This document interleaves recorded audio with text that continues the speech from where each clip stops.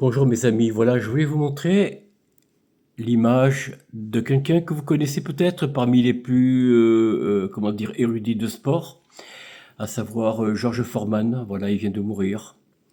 Il vient de nous quitter, là, à l'âge de 76 ans. Voilà, vous le lisez comme moi. Alors cette petite vidéo pour vous rappeler qui était Georges Foreman. Enfin, moi je n'ai pas tellement de connaissances sur le sport en général. Mais c'est un homme qui a rencontré, semble-t-il, Mohamed Ali, et je crois. Hein.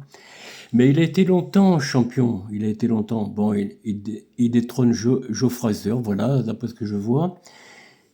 Alors, qu'est-ce que je pourrais dire de cet homme? Georges Foreman, double champion du monde des poids lourds et légende. Bon, je vais pas trop vous faire le détail de ce qu'il a fait.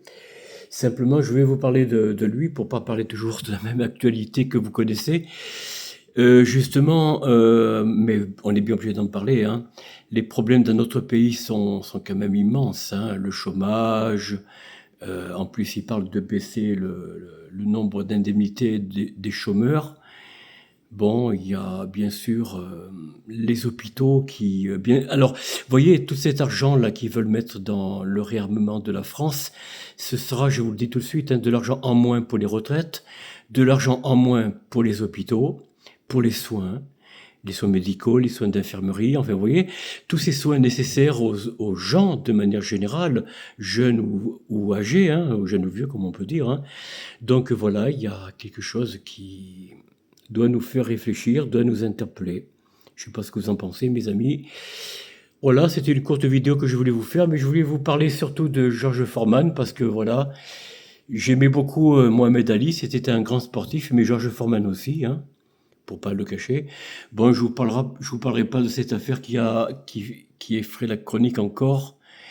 En ce moment, c'est l'affaire du petit gros Louis Lauzière, dit le frère de Brigitte Macron.